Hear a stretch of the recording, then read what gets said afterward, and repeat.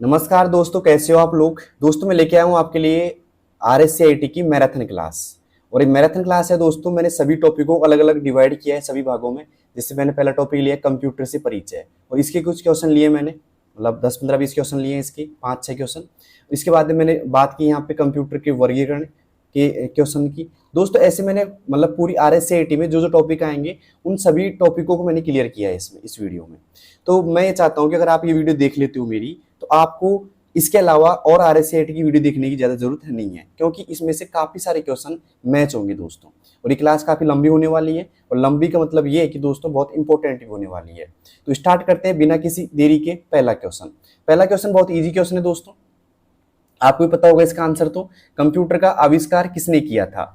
Computer का आविष्कार किसने किया था? चार ऑप्शन आपके सामने। चार्ल्स बेबेज ने, बिल गेट्स ने, टिम बर्नर्स-ली ने, या स्टीव जॉब्स ने। तो बताइए दोस्तों क्या इसका आंसर होगा? बहुत इजी क्वेश्चन है ये। तो दोस्तों इसका जवाब होगा चार्ल्स बेबेज। क्या होगा दोस्तों? Charles Babbage.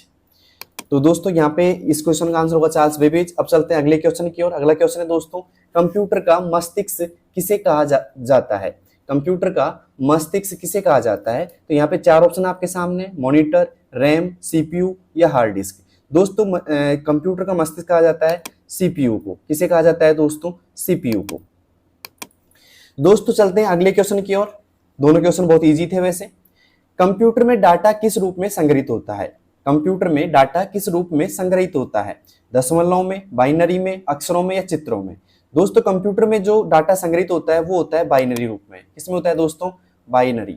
ठीक है, अब चलते हैं अगले क्वेश्चन की ओर। अगला क्वेश्चन दोस्तों, कंप्यूटर किस भाषा को समझता है? कंप्यूटर किस भाषा को समझता है? चार ऑप्शन आपके सामने दोस्तों, बताइए कंप्यूटर किस भाषा को समझता है? दोस्तों कंप्यूटर समझता है मशीनी भाषा को। किसको दोस्तों? मशीनी भाषा को। तो लगा लीजिए सी ऑप्शन पर टिक, मशीनी भाषा। अब चलते हैं पांचवें क्वेश्चन की ओर। पांचवा क्वेश्चन है, CPU के कितने मुख्य भाग होते हैं? CPU के कितने मुख्य भाग होते हैं दोस्तों? बताइए CPU के कितने मुख्य भाग होते हैं? दोस्तों CPU के यहाँ पे तीन मुख्य भाग होते हैं। कितने होते हैं दोस्तों? तीन मुख्य भाग होते हैं। पहला होता है CU, दूसरा होता है ALU, और तीसरा होता है दोस्तों रजिस्टर मेमोरी। तो यहाँ पे तीन मुख्य भाग होते हैं CPU के। अब चलते हैं दोस्तों अगले क्वेश्चन की ओर। अगला क्वेश्चन है दोस्तों छठा। तो यहाँ पे छठा क्वेश्चन है दोस्तों, प्रथम इलेक्ट्रॉनिक कंप्यूटर कौन सा था? प्रथम इलेक्ट्रॉनिक कंप्यूटर कौन सा था? चार ऑप्शन आपके सामने दोस्तों, बताइए कौन सा था? दोस्तों प्रथम इलेक्ट्रॉनिक कंप्यूटर था ENIAC। कौन सा था दोस्तों? ENIAC, ENIAC computer. तो लगा लीजिए ठीक इसके ऊपर। अब चलते हैं दोस्तों अगले टॉपिक की ओर। अगला टॉपिक मैंने लिया है यहाँ पे कंप्यूटर का वर्गीकरण। ठीक है, तो कंप्यूटर का वर्गीकरण के यहाँ पे कुछ सवाल दिए मैंने। पहला क्वेश्चन है इसका, माइक्रो कंप्यूटर किसके लिए उपयुक्त होता है? माइक्रो कंप्यूटर किसके लिए उपयुक्त होता है दोस्तों? तो बताइए दोस्तों, चार ऑप्शन आपके सामने, माइक्रो कंप्यूटर किसके लिए उपयुक्त होता है? दोस्तों यहाँ पे चार ऑप्शन है। पहला है केवल वैज्ञानिक प्रयोगों के लिए, दूसरा है बड़े उद्योगों के लिए, तीसरा है व्यक्तिगत उपयोग के लिए, और चौथा है इनमें से कोई नहीं। तो बताइए दोस्तों माइक्रो कंप्यूटर किसके लिए उपयोग होता है? तो होता है दोस्तों व्यक्तिगत उपयोग के लिए। ठीक है, जो हम घर में कंप्यूटर यूज लेते हैं दोस्तों वो माइक्रो कंप्यूटर कहलाते हैं। अब चलते हैं दोस्तों अगले क्वेश्चन की ओर। बहुत इंपॉर्टेंट क्वेश्चन है, भारत का पहला सुपर कंप्यूटर कौन सा था? भारत का पहला सुपर कंप्यूटर कौन सा था दोस्तों? वो था परम 8000। कौन सा था दोस्तों? परम 8000। अब चलते हैं दोस्तों अगले क्वेश्चन की ओर। दोस्तों ये क्लास बहुत इंपॉर्टेंट होने वाली है, मैराथन क्लास है और काफी लंबी क्लास होने वाली है, तो आप बनी रहिए मेरे साथ में। तो दोस्तों अब चलते हैं अगले क्वेश्चन की ओर। अगला क्वेश्चन है, कंप्यूटर का कौन सा वर्ग मोबाइल और टैबलेट को कवर करता है? कंप्यूटर का कौन सा वर्ग मोबाइल और टैबलेट को कवर करता है दोस्तों? चार ऑप्शन आपके सामने। पहला है सुपर कंप्यूटर, दूसरा है मिनी कंप्यूटर, तीसरा है माइक्रो कंप्यूटर, और चौथा है दोस्तों हाइब्रिड कंप्यूटर। तो बताइए दोस्तों, तो वो करता है दोस्तों माइक्रो कंप्यूटर। कौन करता है दोस्तों? Micro computer. लगा लीजिए सी ऑप्शन पर टिक, माइक्रो कंप्यूटर। अब चलते हैं दोस्तों अगले क्वेश्चन की ओर। अगला क्वेश्चन है दोस्तों, अगला क्वेश्चन है, बैंकिंग में प्रयोग होने वाले कंप्यूटर आमतौर पर किस श्रेणी में होते हैं? बैंकिंग में प्रयोग होने वाले कंप्यूटर आमतौर पर किस श्रेणी के होते हैं? चार ऑप्शन आपके सामने, micro computer, super computer, mainframe, या फिर डिजिटल कंप्यूटर। बताइए दोस्तों क्या होगा इसका सही जवाब? बैंकिंग में कौन से होते हैं दोस्तों? तो बैंकिंग में होते हैं दोस्तों, वो होते हैं मेन फ्रेम कंप्यूटर। कौन से होते हैं दोस्तों? मेन फ्रेम कंप्यूटर होते हैं। ठीक है, अब चलते हैं दोस्तों अगले क्वेश्चन की ओर। अगला क्वेश्चन है दोस्तों, सुपर कंप्यूटर मुख्य रूप से किस कार्य में प्रयोग होते हैं? सुपर कंप्यूटर मुख्य रूप से किस कार्य में प्रयोग होते हैं दोस्तों? तो ये होते हैं दोस्तों मौसम के पूर्वानुमान या परमाणु अनुसंधान के लिए। ठीक है, तो ये बहुत हैवी कंप्यूटर होते हैं दोस्तों, बहुत शक्तिशाली कंप्यूटर होते हैं। तो क्या काम आते हैं दोस्तों? मौसम पूर्वानुमान या फिर परमाणु अनुसंधान, मतलब वैज्ञानिकों के यूज के लिए आते हैं सुपर कंप्यूटर। ठीक है, तो दोस्तों कैसी लग रही वीडियो? अच्छी लग रही है तो अपने दोस्तों के पास शेयर कर सकते हो इसको, क्योंकि बहुत इंपॉर्टेंट क्लास है दोस्तों। अब चलते हैं दोस्तों अगले टॉपिक की ओर। अगला टॉपिक है इनपुट और आउटपुट डिवाइस का। दोस्तों यहां से सवाल जरूर बनता है इनपुट आउटपुट डिवाइस से। तो यहाँ पे पहला जो क्वेश्चन है वो है, इनमें से कौन सी इनपुट डिवाइस है? इनमें से कौन सी इनपुट डिवाइस है? 4 ऑप्शन आपके सामने दोस्तों, बताइए क्या होगा इसका जवाब। इनमें से कौन सी इनपुट डिवाइस है? पहला है मॉनिटर, दूसरा माउस, तीसरा प्रिंटर और चौथा है दोस्तों स्पीकर। दोस्तों मॉनिटर, बताइए दोस्तों कौन सी इसमें से इनपुट डिवाइस है? तो दोस्तों मॉनिटर होती है आउटपुट, माउस होती है दोस्तों इनपुट। कौन सी होती है दोस्तों? माउस। यहाँ पे प्रिंटर की बात करें तो ये भी आउटपुट होती है, और स्पीकर की बात करें तो ये भी क्या होती है दोस्तों? आउटपुट होती है। अब चलते हैं दोस्तों अगले क्वेश्चन की ओर। अगला क्वेश्चन है, इनमें से कौन आउटपुट डिवाइस नहीं है? इनमें से कौन आउटपुट डिवाइस नहीं है? पहला प्रिंटर, दूसरा मॉनिटर, तीसरा माउस और चौथा स्पीकर। दोस्तों प्रिंटर, मॉनिटर और स्पीकर ये दोस्तों आउटपुट डिवाइस है, लेकिन माउस क्या है दोस्तों? इनपुट डिवाइस होती है। तो लगाइए टिक इनपुट डिवाइस पर। अब चलते हैं दोस्तों अगले क्वेश्चन की ओर। अगला क्वेश्चन है, कीबोर्ड किस प्रकार की डिवाइस है? कीबोर्ड किस प्रकार की डिवाइस है? 4 ऑप्शन आपके सामने, आउटपुट है, इनपुट है, स्टोरेज है या प्रोसेसिंग है। तो बताइए दोस्तों क्या है कीबोर्ड? कीबोर्ड है दोस्तों इनपुट डिवाइस। क्या है दोस्तों? Input device. लगा लीजिए बी ऑप्शन पर टिक। अगले चलते हैं अगले क्वेश्चन की ओर। स्कैनर किस प्रकार की डिवाइस है दोस्तों? स्कैनर किस प्रकार की डिवाइस है? 4 ऑप्शन आपके सामने दोस्तों, वापिस से इनपुट है, आउटपुट है, मेमोरी है या नेटवर्किंग है। दोस्तों जो स्कैनर होता है वो होता है इनपुट डिवाइस। क्या होता है दोस्तों? इनपुट डिवाइस होता है। अब चलते हैं फिर अगले क्वेश्चन की ओर। अगला क्वेश्चन है, स्पीकर का उपयोग किस लिए किया जाता है? स्पीकर का उपयोग किस लिए किया जाता है? 4 ऑप्शन आपके सामने, पहला है इनपुट करने के लिए, डाटा इनपुट करने के लिए, दूसरा है ध्वनि सुनने के लिए, तीसरा स्कैन करने के लिए और चौथा है दोस्तों प्रिंट करने के लिए। दोस्तों अगर आपके पास स्पीकर है तो आप क्या काम लेते हो उनको? तो दोस्तों हम जो काम लेते हैं वो लेते हैं ध्वनि सुनने के लिए, कोई म्यूजिक वगैरह सुनने के लिए। यहाँ पे किसका काम लेते हैं दोस्तों? स्पीकर का काम लेते हैं। तो लगा लीजिए यहाँ पे बी ऑप्शन पर टिक, ध्वनि सुनने के लिए। अब चलते हैं दोस्तों छठे क्वेश्चन की ओर। छठा क्वेश्चन है, प्रोजेक्टर किस प्रकार की डिवाइस है? प्रोजेक्टर किस प्रकार की डिवाइस है? पहला इनपुट, दूसरा आउटपुट, तीसरा स्टोरेज और चौथा इनमें से कोई नहीं। तो दोस्तों प्रोजेक्टर जो होता है वो होता है आउटपुट डिवाइस। क्या होता है दोस्तों? आउटपुट डिवाइस होता है। अब चलते हैं दोस्तों अगले क्वेश्चन की ओर। अगला क्वेश्चन है, टच स्क्रीन किस प्रकार की डिवाइस है? टच स्क्रीन किस प्रकार की डिवाइस है? 4 ऑप्शन आपके सामने, केवल इनपुट है, केवल आउटपुट है, इनपुट आउटपुट दोनों है या इनमें से कोई नहीं। दोस्तों जो आप मोबाइल की टच स्क्रीन यूज करते हो वो आप इनपुट भी करते हो उसमें और आउटपुट भी आपको दिखाई देता है वहां पे। तो दोनों प्रकार के दोस्तों, तो यह इनपुट और आउटपुट दोनों होती है। सवाल बहुत इंपॉर्टेंट है, अब की बार आ सकता है एग्जाम में कि टच स्क्रीन किस प्रकार की डिवाइस है। तो आपको पता लग गया है दोस्तों किस प्रकार की डिवाइस है। यह दोस्तों इनपुट और आउटपुट दोनों है। क्या है दोस्तों? इनपुट और आउटपुट दोनों है। अगला क्वेश्चन है दोस्तों, प्रिंटर का उपयोग होता है। प्रिंटर का उपयोग होता है, पहला है दस्तावेज को कंप्यूटर में डालने के लिए, दूसरा दस्तावेज को स्क्रीन पर देखने के लिए, तीसरा ऑप्शन है दोस्तों दस्तावेज को कागज पर निकालने के लिए, या चौथा ऑप्शन दोस्तों माउस चलाने के लिए। बताइए दोस्तों कौन सा ऑप्शन ठीक होगा? यहाँ पे 4 ऑप्शन आपके सामने। तो दोस्तों प्रिंटर का जो उपयोग होता है वो होता है, यहाँ पे 4 ऑप्शन है, दस्तावेज को कागज पर निकालने के लिए। क्या होता है दोस्तों? दस्तावेज को कागज पे निकालने के लिए। लगा लीजिए ठीक यहाँ पे सी ऑप्शन पर, दस्तावेज को कागज पर निकालने के लिए। अब चलते हैं दोस्तों अगले क्वेश्चन की ओर। अगला क्वेश्चन है, इनमें से कौन सी आउटपुट डिवाइस नहीं है? इनमें से कौन सी आउटपुट डिवाइस नहीं है? 4 ऑप्शन आपके सामने, पहला प्रिंटर, दूसरा स्पीकर, तीसरा कीबोर्ड और चौथा मॉनिटर। तो दोस्तों यहाँ पे आउटपुट डिवाइस कौन सी नहीं है? पहली प्रिंटर भी आउटपुट डिवाइस है, स्पीकर भी आउटपुट डिवाइस होती है, कीबोर्ड दोस्तों इनपुट डिवाइस होती है। क्या होती है दोस्तों? इनपुट डिवाइस होती है, जबकि मॉनिटर भी क्या होती है दोस्तों? आउटपुट डिवाइस होती है। अब चलते हैं दोस्तों अगले क्वेश्चन की ओर। अगला क्वेश्चन है, माइक्रोफोन का उपयोग होता है। माइक्रोफोन का उपयोग होता है, पहला है ध्वनि को आउटपुट करने के लिए, ध्वनि को इनपुट करने के लिए, दस्तावेज को प्रिंट करने के लिए या नेटवर्क से जोड़ने के लिए। दोस्तों माइक्रोफोन क्या काम आता है बताइए? तो दोस्तों माइक्रोफोन जो आता है ध्वनि को इनपुट करने के लिए आता है दोस्तों, ध्वनि को इनपुट करने के लिए आता है, जबकि ध्वनि को आउटपुट करने के लिए क्या आता है दोस्तों, स्पीकर काम आता है। तो माइक्रोफोन क्या काम आता है दोस्तों, ध्वनि को इनपुट करने के लिए। तो दोस्तों कैसी लग रही क्लास, अच्छी लग रही तो लाइक शेयर और सब्सक्राइब कीजिएगा। ये एक मैराथन क्लास है दोस्तों, और इसका एक उद्देश्य ये है क्लास का कि आपने जो अभी तक कुछ भी नहीं पढ़ा, तो अगर ये क्लास आप देख लेते हो तो आराम से अच्छी तरह पास हो जाओगे और अच्छी तरह परसेंटेज आपकी बन जाएगी। ये मैं आपको गारंटी देता हूं दोस्तों इस क्लास के अंदर, ठीक है, क्योंकि मैंने बहुत डीपली क्वेश्चन लिए इसके अंदर, और मैंने यहाँ पे एकदम बुक से क्वेश्चन उठाए दोस्तों, जो एकदम महत्वपूर्ण क्वेश्चन है।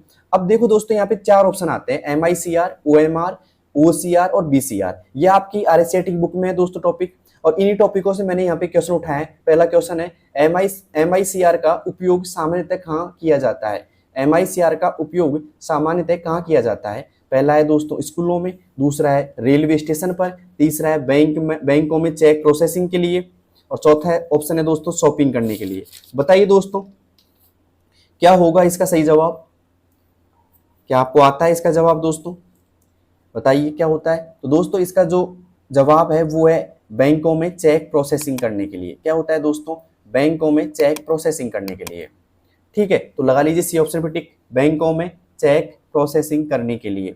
अब चलते हैं दोस्तों अगले क्वेश्चन की, और अगला क्वेश्चन है OMR का उपयोग किस कार्य में किया जाता है।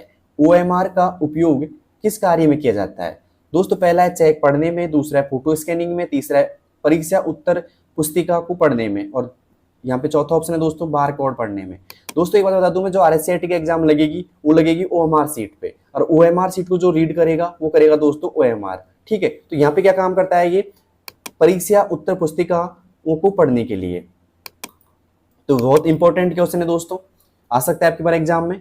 अब चलते हैं दोस्तों अगले क्वेश्चन की ओर। अगला क्वेश्चन है OCR का प्रयोग किसके लिए किया जाता है। OCR का प्रयोग किसके लिए किया जाता है। 4 ऑप्शन आपके सामने, पहला है बार कोड पढ़ने के लिए, तीसरा है हस्तलिखित या मुद्रित टेक्स्ट को डिजिटल रूप में बदलने के लिए, और तीसरा ऑप्शन है साउंड इनपुट करने के लिए, और चौथा ऑप्शन है स्कैनिंग के लिए।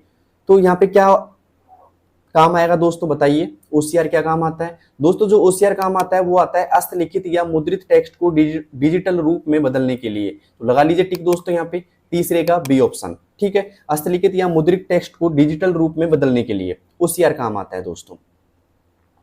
अब चलते हैं दोस्तों अगले क्वेश्चन की ओर। अगला क्वेश्चन है चौथा क्वेश्चन है दोस्तों, BCR का प्रयोग कहाँ किया जाता है। BCR का प्रयोग कहाँ किया जाता है, परीक्षा केंद्र में, माल या दुकानों की वस्तुओं की जानकारी पढ़ने में, तीसरा ऑप्शन है बैंक में स्कैन करने के लिए, और चौथा है दोस्तों नोट गिनने के लिए। बताइए दोस्तों BCR का प्रयोग कहाँ किया जाता है।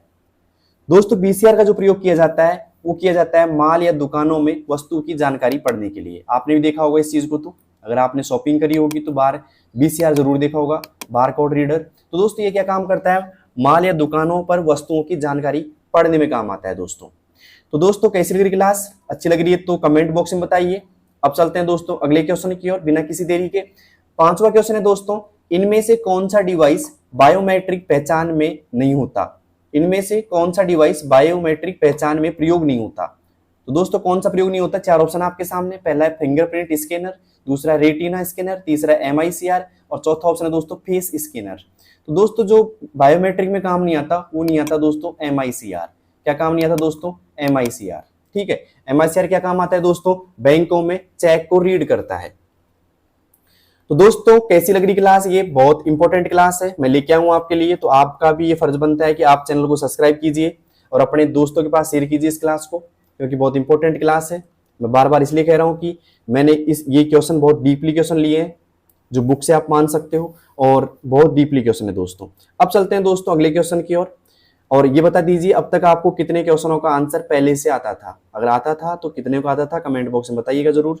अब चलते हैं दोस्तों अगले क्वेश्चन की ओर। अगला क्वेश्चन है, रोम का पूर्ण रूप क्या है। रोम का पूर्ण रूप क्या है, बताइए दोस्तों। रोम जो होती है मेमोरी, उसका पूर्ण रूप क्या है। 4 ऑप्शन आपके सामने, पहला रीड ओनली मेमोरी, दूसरा है रीड ओवर मेमोरी, और तीसरा ऑप्शन है रैंडम ओनली मेमोरी, और चौथा है दोस्तों रन ओनली मेमोरी। तो दोस्तों रीड ओनली मेमोरी होता है इसका पूर्ण रूप। क्या होता है दोस्तों, रीड ओनली मेमोरी। ये ऑप्शन टिक लगा लीजिएगा, रीड ओनली मेमोरी। अब चलते हैं दोस्तों अगले क्वेश्चन की ओर। अगला क्वेश्चन है, इनमें से कौन सी मेमोरी वोलाटाइल होती है? इनमें से कौन सी मेमोरी वोलाटाइल होती है दोस्तों? पहला ऑप्शन है रोम, दूसरा है हार्ड डिस्क, तीसरा है रैम या फिर सीडी रोम। बताइए दोस्तों कौन सी होती है? तो वो होती है दोस्तों रैम मेमोरी। कौन सी होती है? रैम। सी ऑप्शन में टिक लगा लीजिएगा, रैम मेमोरी। अब चलते हैं दोस्तों अगले क्वेश्चन की ओर। उम्मीद है क्लास आपको पसंद आ रही होगी। अब चलते हैं दोस्तों अगले क्वेश्चन की ओर। अगला क्वेश्चन है तीसरा, इनमें से कौन सी प्राइमरी मेमोरी है? इनमें से कौन सी प्राइमरी मेमोरी है? पहला है रैम और रोम, दूसरा है कैश, तीसरा है हार्ड डिस्क और चौथा है दोस्तों पेन ड्राइव। बताइए दोस्तों क्या होगा इसका जवाब? दोस्तों रैम और रोम को क्या बोलते हैं? प्राइमरी मेमोरी बोलते हैं। क्या बोलते हैं दोस्तों? प्राइमरी मेमोरी बोलते हैं रैम और रोम को। अब चलते हैं दोस्तों अगले क्वेश्चन की ओर। इसका जवाब आपको मिल गया होगा। अब चलते हैं दोस्तों अगले क्वेश्चन की ओर। अगला क्वेश्चन है कैश मेमोरी का कार्य क्या है? कैश मेमोरी का कार्य क्या है? बताइए दोस्तों क्या कार्य है कैश मेमोरी का? पहला है बैकअप लेना, दूसरा है डाटा को स्थायी रूप से स्टोर करना, तीसरा है सीपीयू की गति को बढ़ाना और चौथा है दोस्तों इंटरनेट चलाना। बताइए दोस्तों कैश मेमोरी का क्या काम है?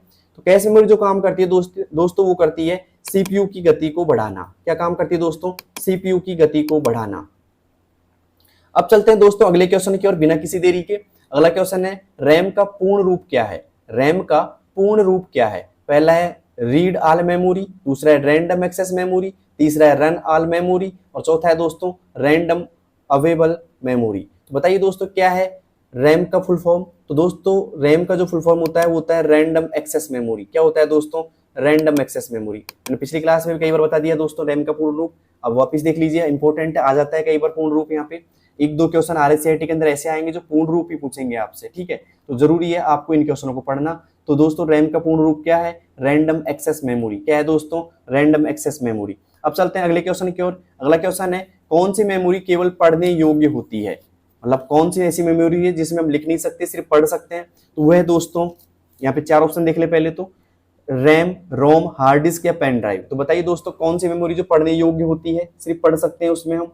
तो वो होती है दोस्तों रीड ओनली मेमोरी यानी कि रोम। क्या होती है दोस्तों? रोम होती है। रीड ओनली मेमोरी बोलते हैं इसकी फुल फॉर्म। अब चलते हैं दोस्तों अगले क्वेश्चन की ओर। परमानेंट मेमोरी का एक उदाहरण क्या है?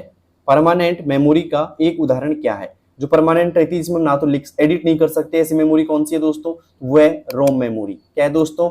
रोम मेमोरी है। इसे हम सिर्फ पढ़ सकते हैं, इसमें एडिट भी हम नहीं कर सकते, ठीक है? अब चलते हैं अगले क्वेश्चन की ओर। रैम और रोम में क्या रैम और रोम को क्या कहा जाता है? रैम और रोम को क्या कहा जाता है? पहला है सेकेंडरी मेमोरी, दूसरा इंटरनल मेमोरी, तीसरा है दोस्तों एक्सटर्नल मेमोरी और यहाँ पे चौथा ऑप्शन है दोस्तों कैश मेमोरी। दोस्तों रैम और रोम को कहा जाता है इंटरनल मेमोरी। क्या कहा जाता है? आंतरिक मेमोरी यानी कि इंटरनल मेमोरी, ठीक है? बी ऑप्शन टिक लगा लीजिएगा। अब चलते हैं दोस्तों अगले क्वेश्चन की ओर। अगला क्वेश्चन है 9वां, इनमें से कौन सी मेमोरी नॉन वोलेटाइल होती है? इनमें से कौन सी मेमोरी नॉन वोलेटाइल होती है? चार ऑप्शन आपके सामने, रैम, रोम, कैश या रजिस्टर। दोस्तों नॉन वोलेटाइल जो होती है वो होती है रोम मेमोरी। कौन सी होती है? रोम मेमोरी। बी ऑप्शन में टिक लगा लीजिएगा, रोम मेमोरी। अब चलते हैं दोस्तों अगले पार्ट की ओर। अगला पार्ट है ऑपरेटिंग सिस्टम का। बहुत महत्वपूर्ण पार्ट है दोस्तों। इसमें से कई क्वेश्चन ऐसे होते हैं जो ऐसे कैसे मिल जाते हैं आपको, और हर बार एग्जाम में इस पार्ट में से क्वेश्चन आते हैं दोस्तों। ऑपरेटिंग सिस्टम आपके आरएससीआईटी बुक में भी है, तो ये जरूरी है दोस्तों ऑपरेटिंग सिस्टम को पढ़ना। और यहाँ से कैसे मुख्य जो महत्वपूर्ण सवाल है यहाँ से उठाए हैं दोस्तों, तो आप ही देखिएगा एक बार इनको। तो यहाँ पे पहला सवाल है दोस्तों, ऑपरेटिंग सिस्टम का मुख्य कार्य क्या है? ऑपरेटिंग सिस्टम का मुख्य कार्य क्या है? पहला है गेम चलाना, दूसरा है यूजर और कंप्यूटर हार्डवेयर के बीच इंटरफेस प्रदान करना, तीसरा है इंटरनेट चलाना और चौथा है दोस्तों प्रिंटर चलाना। तो बताइए दोस्तों क्या होगा इसका सही जवाब ऑपरेटिंग सिस्टम का? दोस्तों यहाँ पे क्या काम आता है? ये काम आता है यूजर और कंप्यूटर हार्डवेयर के बीच में इंटरफेस प्रदान करना। क्या होता है दोस्तों? यूजर और कंप्यूटर हार्डवेयर के बीच में इंटरफेस प्रदान करता है कौन? Operating system. अब चलते हैं दोस्तों अगले क्वेश्चन की ओर। अगला क्वेश्चन है दूसरा, मतलब यहाँ पे जो पढ़ रहे हैं ऑपरेटिंग सिस्टम का दूसरा क्वेश्चन है दोस्तों। आप कंफ्यूज मत हो जाइएगा क्योंकि ये लंबी क्लास है और मैं चाहता हूँ कि ये क्लास आप एक साथ में पूरी देख लीजिएगा, जिससे आपको आरएससीआईटी का डर खत्म हो जाए, ठीक है? तो अब चलते हैं दोस्तों दूसरे क्वेश्चन की ओर। दूसरा क्वेश्चन है इनमें से कौन सा ऑपरेटिंग सिस्टम नहीं है? इनमें से कौन सा ऑपरेटिंग सिस्टम नहीं है? पहला ऑप्शन है दोस्तों विंडोज, दूसरा है लिनक्स, तीसरा है एमएस वर्ड और चौथा है दोस्तों मैक ओएस। बताइए दोस्तों यहाँ पे कौन सा ऑपरेटिंग सिस्टम नहीं है? तो वह दोस्तों एमएस वर्ड है। एमएस वर्ड दोस्तों ऑपरेटिंग सिस्टम नहीं होता है। अब चलते हैं दोस्तों अगले क्वेश्चन की ओर। अगला क्वेश्चन है लिनक्स किस प्रकार का ऑपरेटिंग सिस्टम है? लिनक्स किस प्रकार का ऑपरेटिंग सिस्टम है? बताइए दोस्तों किस प्रकार का है?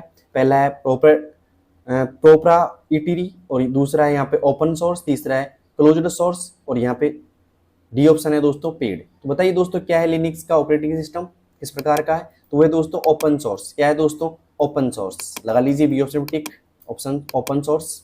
अब चलते हैं दोस्तों अगले क्वेश्चन की ओर। अगला क्वेश्चन है विंडोज 10 किस कंपनी द्वारा विकसित किया गया है? विंडोज 10 किस कंपनी द्वारा विकसित किया गया है? पहला ऑप्शन है एप्पल, दूसरा है गूगल, तीसरा है माइक्रोसॉफ्ट और चौथा है दोस्तों IBM।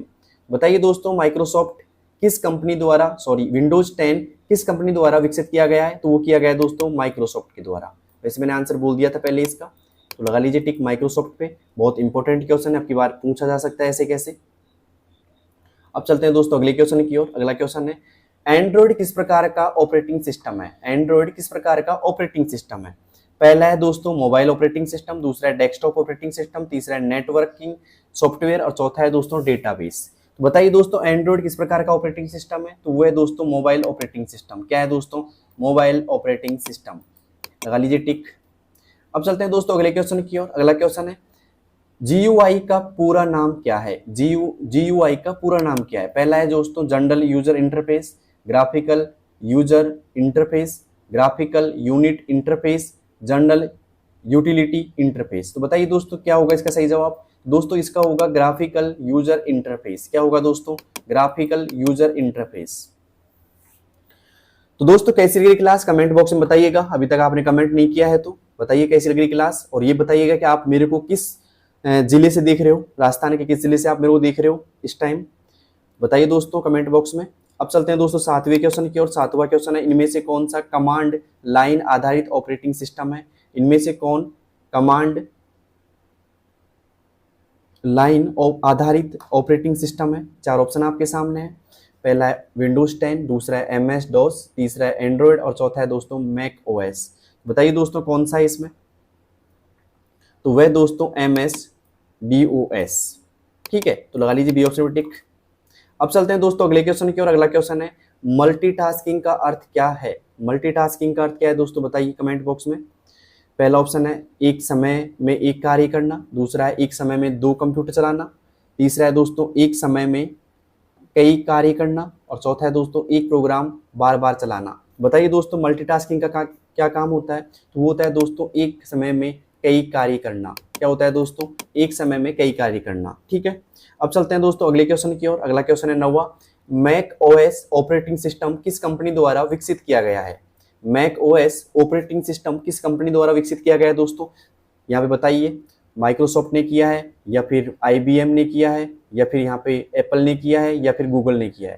बताइए दोस्तों मैक OS किसने किया है? तो दोस्तों वो किया है एप्पल ने। किसने किया है दोस्तों? एप्पल ने। बहुत इंपॉर्टेंट क्वेश्चन है दोस्तों, आ सकता है आपकी बार एग्जाम में। तो अब चलते हैं दोस्तों 10वें क्वेश्चन की ओर। 10वां क्वेश्चन है विंडोज का पहला संस्करण कब जारी किया गया था? विंडोज का पहला संस्करण कब जारी किया गया था? दोस्तों यहाँ पे ये गलत आंसर दे रखा है यहाँ पे IBM। मैं इसको ठीक कर देता हूँ पहले ही, आपको कोई कंफ्यूजन ना हो। IBM नहीं होता दोस्तों, सॉरी, यहाँ पे 1981 नहीं था इसका आंसर। मतलब विंडोज का पहला संस्करण कब जारी किया गया था? तो यहाँ पे पहला ऑप्शन जो दे रखा था यहाँ पे हमने 1981 गलत यहाँ पे टिक लग रहा था। तो दोस्तों यहाँ पे जो सही आंसर होगा वो होगा 1985। क्या होगा दोस्तों? 1985। ठीक है, मैंने हाईलाइट कर दिया अच्छे से इसको। 1985 इसका आंसर होगा दोस्तों। विंडोज का पहला संस्करण कब जारी किया गया था? 1985 में। तो अब चलते हैं दोस्तों इंटरनेट के पार्ट की ओर। यहाँ तक आपको क्लास पसंद आई होगी, उम्मीद है पूरी मुझे। अब चलते हैं दोस्तों इंटरनेट के क्वेश्चंस की ओर। दोस्तों आपके जो RSCIT में इंटरनेट का पार्ट भी है, तो यहाँ से कैसे क्वेश्चन बनेंगे दोस्तों देखिएगा। पहला क्वेश्चन है इंटरनेट का पूर्ण रूप क्या है? इंटरनेट का पूर्ण रूप क्या है दोस्तों बताइए कमेंट बॉक्स में। इंटरनेट आप सभी यूज करते हो, तो बताइए इसका पूर्ण रूप क्या है। दोस्तों इंटरनेट का पूर्ण रूप है वो यहाँ पे 4 ऑप्शन पहले देख लेते हैं। पहला है इंटरनेशनल नेटवर्क, दूसरा है इंटरकनेक्टेड नेटवर्क, तीसरा है इंटरनल नेटवर्क या नेट जो भी है, और चौथा ऑप्शन दोस्तों इंटरलिंक नेटवर्क। तो बताइए दोस्तों क्या ऑप्शन इसका होगा। दोस्तों यहाँ पे जो इसका सही जवाब होगा वो होगा इंटरकनेक्टेड नेटवर्क। क्या होगा दोस्तों? Interconnected network. ठीक है, मैं हाईलाइट कर रहा हूं यहाँ पे जिससे आपको और अच्छे से दिख जाएगा क्वेश्चन। अब चलते हैं दोस्तों अगले क्वेश्चन की ओर। अगला क्वेश्चन है www का पूर्ण रूप क्या है? www का पूर्ण रूप क्या है दोस्तों? चार ऑप्शन आपके सामने, ये इतना इजी क्वेश्चन है कि हर एग्जाम में आ ही जाता है। दोस्तों www का पूर्ण रूप दोस्तों होता है वर्ल्ड वाइड वेब। ठीक है, तो लगा लीजिए ए ऑप्शन पर टिक। अब चलते हैं दोस्तों अगले क्वेश्चन की ओर। अगला क्वेश्चन है दोस्तों यूआरएल का पूरा नाम, यूआरएल का पूरा नाम क्या है? बताइए दोस्तों क्या है यूआरएल का पूरा नाम? चार ऑप्शन आपके सामने है दोस्तों। पहला है यूनिफॉर्म रिसोर्स लिंक, दूसरा है यूनिफॉर्म रिसोर्स लोकेटर, तीसरा है यूनिफॉर्म रिट्रीवल लिंक और चौथा है दोस्तों यूनिफाइड रिसोर्स लोकेटर। बताइए दोस्तों क्या है इसका पूरा नाम? दोस्तों इसका पूरा नाम है वो है यूनिफॉर्म रिसोर्स लोकेटर। क्या है दोस्तों? Uniform resource locator. अब चलते हैं दोस्तों अगले क्वेश्चन की ओर। अगला क्वेश्चन है वेब ब्राउजर का कार्य क्या है? क्या काम करता है दोस्तों वेब ब्राउजर? पहला ऑप्शन है यहाँ पे डाटा सेव करना, दूसरा है वेबसाइट को ओपन करना, तीसरा है वायरस हटाना और चौथा है वीडियो एडिट करना। बताइए दोस्तों क्या है इसका पूरा काम या पूरा कार्य क्या है इसका, या क्या काम करता है ये? तो ये काम करता है दोस्तों वेबसाइटों को ओपन करने का। क्या काम करता है दोस्तों? वेबसाइटों को ओपन करने का काम करता है। मैं हाईलाइट चेंज कर देता हूँ थोड़ा, आपको और अच्छे से दिख जाएगा, जिससे ये ले लेता हूँ, नहीं ये ठीक रहेगी। ठीक है, अब चलते हैं दोस्तों अगले क्वेश्चन की ओर। अगला क्वेश्चन है इनमें से कौन सा वेब ब्राउजर नहीं है? इनमें से कौन सा वेब ब्राउजर नहीं है? बताइए दोस्तों, चार ऑप्शन आपके सामने। पहला है गूगल क्रोम, दूसरा है मोजिला फायरफॉक्स, तीसरा है एमएस वर्ड और चौथा है दोस्तों माइक्रोसॉफ्ट एज। बताइए दोस्तों कौन सा इसमें वेब ब्राउजर नहीं है? तो दोस्तों वो है एमएस वर्ड। एमएस वर्ड क्या है दोस्तों? वेब ब्राउजर नहीं होता दोस्तों। ठीक है, अब चलते हैं अगले क्वेश्चन की ओर। अगला क्वेश्चन है दोस्तों यहाँ पे ईमेल भेजने के लिए किस सेवा का उपयोग किया जाता है? दोस्तों ईमेल भेजने के लिए किस सेवा का उपयोग किया जाता है? चार ऑप्शन आपके सामने। पहला है एफटीपी, दूसरा है एसएमटीपी, चौथा है एचटीएमएल और पांचवा है दोस्तों एचटीटीपी। बताइए दोस्तों ईमेल भेजने के लिए किस सेवा का उपयोग किया जाता है? तो दोस्तों वो किया जाता है एसएमटीपी का। किसका किया जाता है दोस्तों? एसएमटीपी का। तो लगा लीजिए टिक यहाँ पे बी ऑप्शन पे एसएमटीपी। अब चलते हैं दोस्तों अगले क्वेश्चन की ओर। अगला क्वेश्चन है इनमें से कौन सा सर्च इंजन है? इनमें से कौन सा सर्च इंजन है दोस्तों? बताइए दोस्तों कौन सा सर्च इंजन है? पहला जीमेल है, दूसरा गूगल है, तीसरा यहाँ पे फेसबुक है और चौथा है दोस्तों व्हाट्सएप। तो बताइए दोस्तों कौन सा सर्च इंजन है? तो वो है दोस्तों गूगल। बहुत इंपॉर्टेंट क्वेश्चन है, आ सकता है आपकी बार ये भी, क्योंकि इस क्लास में मैंने बहुत ज्यादा इंपॉर्टेंट क्वेश्चन लिए दोस्तों, जो आपकी बार आने की पूरी संभावना है उनकी। अब चलते हैं दोस्तों आठवें क्वेश्चन की ओर। आठवां क्वेश्चन है आईपी एड्रेस का कार्य क्या है? आईपी एड्रेस का कार्य क्या है? पहला है वेबसाइटों को डिजाइन करना, दूसरा है कंप्यूटर की पहचान बताना और तीसरा ऑप्शन है इंटरनेट स्पीड बढ़ाना और चौथा ऑप्शन है दोस्तों ईमेल भेजना। क्या है दोस्तों? ईमेल भेजना। तो बताइए दोस्तों क्या है इसका जवाब? दोस्तों यहाँ पे है कंप्यूटर की पहचान बताना। क्या है दोस्तों? कंप्यूटर की पहचान बताना क्या होता है दोस्तों? आईपी एड्रेस का कार्य होता है। ठीक है, अब चलते हैं दोस्तों अगले क्वेश्चन की ओर। अगला क्वेश्चन है इनमें से कौन सी वेबसाइट सोशल नेटवर्किंग साइट नहीं है? इनमें से कौन सी वेबसाइट सोशल नेटवर्किंग साइट नहीं है? पहली है दोस्तों फेसबुक, दूसरी है इंस्टाग्राम, तीसरी है ट्विटर और चौथी है दोस्तों विकिपीडिया। बताइए दोस्तों क्या होगा इसका जवाब? दोस्तों जो वेबसाइट सोशल नेटवर्किंग नहीं है वो है दोस्तों विकिपीडिया। तो लगा लीजिए डी ऑप्शन पर टिक। अब चलते हैं दोस्तों अगले क्वेश्चन की ओर। एचटीटीपी का पूरा नाम क्या है? एचटीटीपी का पूरा नाम क्या है दोस्तों? बताइए दोस्तों। ठीक ऐसा ही सवाल मैंने आज टेलीग्राम चैनल पे डाला था, दोसा कंप्यूटर वाला टेलीग्राम चैनल है अपना, उसमें मैंने डाला था ये क्वेश्चन। तो आपने देखा होगा, अगर आप मेरे को पहले से ज्वाइन कर रखा होगा दोसा कंप्यूटर वाला टेलीग्राम चैनल पर, तो मैंने डाला है वहां पे, इसका आंसर भी दिया था मैंने। लेकिन अब यहाँ पे दोबारा देता हूँ आंसर इसका। दोस्तों यहाँ पे जो इसका सही जवाब होगा वो होगा hyper text transfer protocol, A option. क्या होगा दोस्तों? लगा लीजिए ऑप्शन पर टिक, 10वीं में ए आएगा। अब चलते हैं दोस्तों अगले क्वेश्चन की ओर। अगला क्वेश्चन है दोस्तों 11वां। ये क्या है दोस्तों? यहाँ पे लिख रखा है इंटरनेट पर डाटा ट्रांसफर करने के लिए, इंटरनेट पर डाटा ट्रांसफर करने के लिए कौन सा प्रोटोकॉल प्रयोग किया जाता है? इंटरनेट पर डाटा ट्रांसफर करने के लिए कौन सा प्रोटोकॉल प्रयोग किया जाता है दोस्तों? वो किया जाता है दोस्तों टीसीपी/आईपी। क्या किया जाता है दोस्तों? टीसीपी/आईपी। तो लगा लीजिए सी ऑप्शन पर टिक यहाँ पे, टीसीपी/आईपी। अब चलते हैं दोस्तों अगले क्वेश्चन की ओर। अगला क्वेश्चन है इंटरनेट की स्पीड मापी जाती है इंटरनेट की स्पीड मापी जाती है? पहला है दोस्तों किलोबाइट में, दूसरा है यहाँ पे बीट्स में, तीसरा है बाइट्स में, और चौथा ऑप्शन दोस्तों MBPS यानी कि मेगा बीट्स पर सेकंड में। तो बताइए दोस्तों किस में मापी जाती है? इंटरनेट तो आप खूब चलाते हो और आपने इंटरनेट की स्पीड भी देखी होगी, तो बताइए दोस्तों क्या होगा इसका सही जवाब? तो इसका सही जवाब होगा दोस्तों D option, MBPS mega bits per second में। दोस्तों यहां तक की क्लास आपको समझ में आ रही होगी, मैं भी एक साथ रिकॉर्ड कर रहा हूं पूरी क्लास को, ठीक है? तो आप भी एक साथ देखिएगा। मैं चाहता हूं दोस्तों कि क्लास बहुत इंपॉर्टेंट है, और मुझे ये बताइए कि आप मुझे कौन से शहर से देख रहे हो, और क्या आपने मेरा टेलीग्राम चैनल ज्वाइन कर लिया, क्योंकि वहां भी मैं बहुत सारे इंपॉर्टेंट क्वेश्चन डालने वाला हूं दोस्तों। अब चलते हैं दोस्तों अगले क्वेश्चन की ओर बिना किसी देरी के। ISP का पूरा नाम क्या है? ISP का पूरा नाम क्या है? कई बार एग्जाम में आ चुका है दोस्तों ये क्वेश्चन, ISP का पूरा नाम क्या है?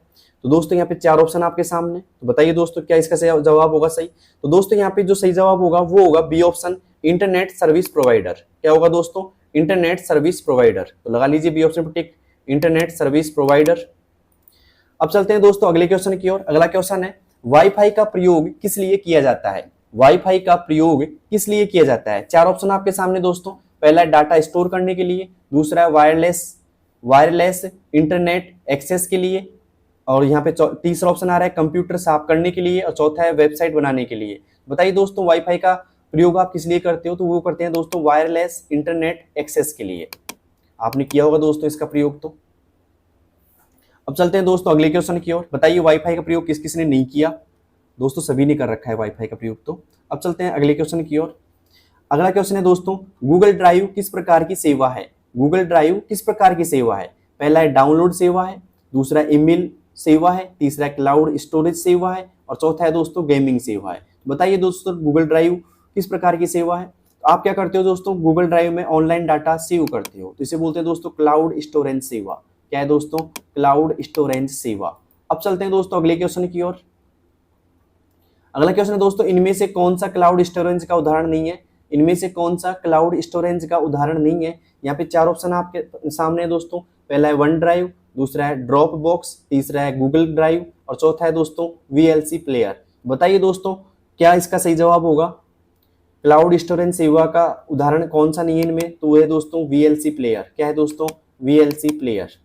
अब चलते हैं दोस्तों अगले क्वेश्चन की ओर। अगला क्वेश्चन है दोस्तों बहुत इंपॉर्टेंट क्वेश्चन है। URL में .com का अर्थ होता है। URL में .com का अर्थ क्या होता है दोस्तों? पहला है कम्युनिकेशन, दूसरा है कम्युनिटी, तीसरा है कॉमर्शियल, और चौथा है दोस्तों कमांड। तो बताइए दोस्तों .com का क्या अर्थ होता है? तो वो होता है दोस्तों कॉमर्शियल। सी ऑप्शन में टिक लगा लीजिएगा। आपने भी यूज किया होगा .com में, अपने मान लो आपने ईमेल आईडी बनाई होगी तो उसमें भी .com आता है दोस्तों, gmail.com नाम सुना होगा आपने। अब चलते हैं दोस्तों अगले क्वेश्चन की ओर। अगला क्वेश्चन है इंटरनेट पर सुरक्षित संचार के लिए HTTPS में S का मतलब क्या है? इंटरनेट पर सुरक्षित संचार के लिए HTTPS में S का मतलब क्या है? तो पहला है दोस्तों यहाँ पे सेफ का, दूसरा है सिक्योरिटी का, तीसरा है सिक्योर का, और चौथा है दोस्तों सर्वर का। तो बताइए दोस्तों क्या इसका जवाब होगा? अगर आपने मेरा टेलीग्राम चैनल ज्वाइन किया हो कर रखा होगा तो आपको इसका जवाब पता होगा दोस्तों। क्यों? क्योंकि मैंने इसमें डाल रखा है, आज ही क्वेश्चन डाला है दोस्तों ये क्वेश्चन मैंने, तो आपको जवाब पता होगा। अगर पता है तो आप बताइए कमेंट बॉक्स में, अगर नहीं पता है तो देखिए दोस्तों जो एस का मतलब होता है वो होता है दोस्तों सिक्योर। क्या होता है दोस्तों? सिक्योर। तो लगा लीजिए टिक यहाँ पे सिक्योर पर। तो दोस्तों यहाँ तक की क्लास कैसी लगी आपको? अच्छी लगी तो लाइक शेयर और सब्सक्राइब कीजिएगा, और अपने उन दोस्तों के पास शेयर कीजिएगा जिनकी आगामी दिनों में एग्जाम है, ठीक है? तो कर दी होगी उम्मीद है आपसे, यही है मेरी। और आपको अभी तक कैसी लगी क्लास ये कमेंट बॉक्स में बताना। अगर आपको अच्छी लगी तो एक और मैराथन आपके लिए लेके आऊंगा दोस्तों में। अगर आपने दोनों मैराथन देख ली तो एक भी क्वेश्चन उनमें से बाहर नहीं जाएगा, देखना आप। अब चलते हैं दोस्तों अगले क्वेश्चन की ओर। अगला क्वेश्चन है, देखिए दोस्तों अगला क्वेश्चन क्या है, यहाँ पे दूसरा टॉपिक आ चुका है, वित्तीय साक्षरता, डिजिटल भुगतान और अनुप्रयोग। ये भी आपके RSCIT का टॉपिक है दोस्तों। यहाँ से मैंने कुछ क्वेश्चन लिए हैं दोस्तों, अब की बार कुछ अलग किया है आप लोगों के लिए मैंने, जो अलग अलग टॉपिक लेकर के अलग अलग टॉपिक से मैंने यहाँ पे क्वेश्चन दिए हैं दोस्तों। इससे क्या दोस्तों आपको समझने में आसानी रहेगी, ठीक है? अब चलते हैं दोस्तों इस क्वेश्चन की ओर। तो यहाँ पे इसके जो पहला क्वेश्चन है इसका वो है दोस्तों वित्तीय साक्षरता का अर्थ क्या है? वित्तीय साक्षरता का अर्थ क्या है दोस्तों? पहला क्वेश्चन है वित्तीय साक्षरता का अर्थ क्या है? बताइए दोस्तों क्या है अर्थ है वित्तीय साक्षरता का? तो यहाँ पे पहला ऑप्शन है बैंक खाता खोलना, दूसरा है वित्तीय उत्पादों और सेवाओं की समझ, और तीसरा ऑप्शन है केवल क्रेडिट कार्ड का उपयोग, और चौथा ऑप्शन है दोस्तों सरकारी योजनाओं के बारे में जानकारी। तो बताइए दोस्तों क्या होगा वित्तीय साक्षरता का? तो वो है दोस्तों वित्तीय उत्पादों और सेवाओं की समझ। क्या है दोस्तों? बी ऑप्शन, वित्तीय उत्पादों और सेवाओं की समझ। अब चलते हैं दोस्तों अगले क्वेश्चन की ओर। अगला क्वेश्चन है डिजिटल भुगतान का क्या लाभ है? डिजिटल भुगतान का क्या लाभ है? तो बताइए दोस्तों क्या है इसका जवाब सही? तो दोस्तों पहला यहाँ पे है लेन देन की गति में वृद्धि, दूसरा है ज्यादा सुरक्षा, तीसरा है बिना नगद लेन देन, और चौथा है दोस्तों उपयुक्त सभी। तो दोस्तों डिजिटल भुगतान का जो लाभ होता है वो लेन देन की गति में वृद्धि भी करता है, ज्यादा सुरक्षा भी करता है, और बिना नगद लेन देन भी हो जाता है। तो ये यहाँ पे ऑप्शन होगा दोस्तों डी ऑप्शन, उपरोक्त सभी। क्या होगा दोस्तों? उपरोक्त सभी। बताइए दोस्तों आप में से कौन कौन लोग डिजिटल भुगतान करना जानते हैं? अब चलते हैं दोस्तों अगले क्वेश्चन की ओर। अगला क्वेश्चन है यूपीआई का पूरा नाम क्या है? यूपीआई का पूरा नाम क्या है? तो दोस्तों यूपीआई का जो पूरा नाम होता है वो होता है यूनिफाइड पेमेंट इंटरफेस। क्या होता है दोस्तों? यूनिफाइड पेमेंट इंटरफेस होता है। अब चलते हैं दोस्तों अगले क्वेश्चन की ओर। ये बहुत इजी क्वेश्चन था वैसे। भारत में डिजिटल भुगतान के लिए कौन सा मोबाइल एप्लीकेशन प्रचलित है? भारत में डिजिटल भुगतान के लिए कौन सा मोबाइल एप्लीकेशन प्रचलित है? पहला है पेटीएम, दूसरा है फेसबुक, तीसरा है यहाँ पे ट्विटर, और यहाँ पे चौथा ऑप्शन आ रहा है दोस्तों व्हाट्सएप। ट्विटर और व्हाट्सएप। तो यहाँ पे देखिएगा दोस्तों जो डिजिटल भुगतान के लिए मोबाइल एप्लीकेशन प्रचलित होता है वो होता है दोस्तों पेटीएम। क्या होता है दोस्तों? पेटीएम। लगा लीजिए यहाँ पे ए ऑप्शन पर टिक, पेटीएम। अब चलते हैं दोस्तों अगले क्वेश्चन की ओर। अगला क्वेश्चन है क्यूआर कोड का प्रयोग किसके लिए किया जाता है? क्यूआर कोड का प्रयोग किसके लिए किया जाता है दोस्तों? पहला ऑप्शन है चेक भुगतान करने के लिए, दूसरा डिजिटल भुगतान करने के लिए, तीसरा है खातों का बैलेंस चेक करने के लिए या देखने के लिए, और चौथा दोस्तों ऑप्शन है यहाँ पे एटीएम से पैसे निकालने के लिए। बताइए दोस्तों क्यूआर कोड का जो प्रयोग किया जाता है वो क्यों किया जाता है दोस्तों? वो किया जाता है डिजिटल भुगतान करने के लिए। इसके लिए दोस्तों डिजिटल भुगतान करने के लिए। अब चलते हैं दोस्तों अगले क्वेश्चन की ओर। अगला क्वेश्चन है एनएफएस का पूरा नाम क्या है? एनएफएस का पूरा नाम क्या है? पहला है नेशनल फाइनेंशियल सिस्टम, दूसरा है नेशनल फाइनेंशियल स्विच, दूसरा है नेशनल फंड सिस्टम, और चौथा है दोस्तों नेशनल फंड स्विच। बताइए दोस्तों क्या है इसका पूरा नाम? तो दोस्तों इसका जो जवाब होगा वो होगा नेशनल फाइनेंशियल स्विच। तो बी ऑप्शन पर टिक लगा लीजिएगा दोस्तों। अब चलते हैं दोस्तों अगले क्वेश्चन की ओर। अगला क्वेश्चन है इनमें से कौन सा डिजिटल वॉलेट एप्लीकेशन है? इनमें से कौन सा डिजिटल वॉलेट एप्लीकेशन है? चार ऑप्शन है दोस्तों गूगल पे, यूट्यूब, लिंक्डइन या फिर इंस्टाग्राम। तो बताइए दोस्तों क्या होगा इसका सही जवाब? तो दोस्तों इसका जवाब होगा गूगल पे। क्या होगा दोस्तों? गूगल पे। अब चलते हैं दोस्तों अगले क्वेश्चन की ओर। अगला क्वेश्चन है डिजिटल इंडिया योजना का उद्देश्य क्या है? डिजिटल इंडिया योजना का उद्देश्य क्या है दोस्तों? बताइए आप। दोस्तों यहाँ पे चार ऑप्शन आपके सामने, वित्तीय साक्षरता को बढ़ावा देना, इंटरनेट और मोबाइल इंटरनेट का प्रसार, या डिजिटल भुगतान को बढ़ावा देना, या उपरोक्त सभी। बताइए दोस्तों क्या है इसका जवाब? तो दोस्तों इसका जवाब है उपरोक्त सभी। ये सभी होते हैं दोस्तों। ओके अब चलते हैं आगे अगले क्वेश्चन की ओर। अगला क्वेश्चन है दोस्तों ई वॉलेट का उद्देश्य क्या है, या फिर हम बोले ई वॉलेट का क्या उद्देश्य है? चार ऑप्शन आपके सामने है। पहला ऑप्शन है केवल ऑनलाइन शॉपिंग करने के लिए, दूसरा है ऑनलाइन भुगतान को सुरक्षित और सरल बनाना, तीसरा है बैंक से पैसे निकालने के लिए, और चौथा ऑप्शन है दोस्तों ईमेल भेजने के लिए। तो बताइए दोस्तों क्या इसका सही जवाब होगा? तो दोस्तों इसका जो सही जवाब होगा वो होगा ऑनलाइन भुगतान को सुरक्षित और सरल बनाना। क्या होगा दोस्तों? ऑनलाइन भुगतान को सुरक्षित और सरल बनाना। ठीक है तो लगा लीजिए बी ऑप्शन पर टिक। अब चलते हैं दोस्तों अगले क्वेश्चन की ओर। अगला क्वेश्चन है 10वां, डिजिटल भुगतान के लिए किस कार्ड का उपयोग किया जा सकता है? डिजिटल भुगतान के लिए किस कार्ड का उपयोग किया जा सकता है? चार ऑप्शन आपके सामने दोस्तों। पहला है डेबिट कार्ड, दूसरा है क्रेडिट कार्ड, तीसरा है प्रीपेड कार्ड, और चौथा है दोस्तों उपरोक्त सभी। तो दोस्तों इनमें तीनों का हम उपयोग कर सकते हैं। तो आंसर आएगा इसमें डी ऑप्शन, उपरोक्त सभी। ठीक है अब चलते हैं दोस्तों अगले क्वेश्चन की ओर। अगला क्वेश्चन है Bharat interface for money Bhim app किसके द्वारा विकसित किया गया? आरबीआई के द्वारा, नाबार्ड के द्वारा, एनपीसीआई के द्वारा, या एसबीआई के द्वारा? तो दोस्तों यहाँ पे जो इसका मतलब एक तरीके से विकसित किया गया वो किया गया दोस्तों एनपीसीआई के द्वारा। किसके द्वारा दोस्तों? एनपीसीआई के द्वारा। अब चलते हैं दोस्तों अगले क्वेश्चन की ओर। अगला क्वेश्चन है 12वां ई कॉमर्स वेबसाइट का उदाहरण क्या है? ई कॉमर्स वेबसाइट का उदाहरण क्या है? तो बताइए दोस्तों क्या है उदाहरण इसका? पहला है अमेजन, दूसरा है गूगल, तीसरा है व्हाट्सएप, चौथा है इंस्टाग्राम। बताइए दोस्तों क्या है इसका सही जवाब? तो दोस्तों इसका जो सही जवाब होगा वो होगा अमेजन। क्या होगा दोस्तों? अमेजन होगा। अब चलते हैं दोस्तों अगले क्वेश्चन की ओर। अगला क्वेश्चन है 13वां। ऑनलाइन बैंकिंग के द्वारा किन सेवाओं का लाभ उठाया जा सकता है? ऑनलाइन बैंकिंग के द्वारा किन सेवाओं का लाभ उठाया जा सकता है? पहला है दोस्तों खाता बैलेंस चेक करना, दूसरा है बिल भुगतान करना, तीसरा है मनी ट्रांसफर करना और चौथा है दोस्तों उपरोक्त सभी। बताइए दोस्तों क्या इसका जवाब होगा? ऑनलाइन बैंकिंग द्वारा किन सेवाओं का लाभ उठाया जा सकता है? तो दोस्तों उठाया जाए मतलब बिल खाता बैलेंस चेक करना भी होता है दोस्तों, बिल भुगतान करना भी होता है, मनी ट्रांसफर भी होता है, तो मतलब उपरोक्त सभी, मतलब सभी होते हैं दोस्तों। अब चलते हैं दोस्तों अगले क्वेश्चन की ओर। अगला क्वेश्चन है गूगल पे किस प्रकार का एप्लीकेशन है? गूगल पे किस प्रकार का एप्लीकेशन है? पहला है शॉपिंग एप्लीकेशन, दूसरा है सोशल मीडिया एप्लीकेशन, तीसरा है डिजिटल भुगतान एप्लीकेशन, चौथा है दोस्तों वीडियो कॉलिंग एप्लीकेशन। तो बताइए दोस्तों गूगल पे किस प्रकार का एप्लीकेशन है? तो दोस्तों शॉपिंग नहीं कर सकते, सोशल मीडिया नहीं है, डिजिटल भुगतान एप्लीकेशन है। क्या है दोस्तों? डिजिटल भुगतान एप्लीकेशन। लगा लीजिए टिक सी ऑप्शन पर, डिजिटल भुगतान एप्लीकेशन। अब चलते हैं दोस्तों अगले क्वेश्चन की ओर। अगला क्वेश्चन है 15वां। यूपीआई भुगतान की विशेषता क्या है? यूपीआई भुगतान की विशेषता क्या है? तो दोस्तों बताइए केवल एक बैंक खाते से भुगतान किया जा सकता है, क्यूआर कोड द्वारा भुगतान किया जा सकता है, भुगतान केवल पैसे द्वारा किया जा सकता है, या भुगतान केवल एक दिन में किया जा सकता है? दोस्तों इसका सही जवाब होगा वो होगा बी ऑप्शन, क्यूआर कोड द्वारा भुगतान किया जा सकता है। क्या किया जा सकता है दोस्तों? क्यूआर कोड द्वारा भुगतान किया जा सकता है। अब चलते हैं दोस्तों अगले टॉपिक की ओर। अगला टॉपिक है दोस्तों इंटरनेट के अनुप्रयोग। क्या है दोस्तों? इंटरनेट के अनुप्रयोग। तो दोस्तों यहाँ पे इंटरनेट के अनुप्रयोग भी आपके टॉपिक में है। तो पहला सवाल यहाँ से बनता है ऑनलाइन शॉपिंग के लिए कौन सा प्लेटफॉर्म सबसे लोकप्रिय है?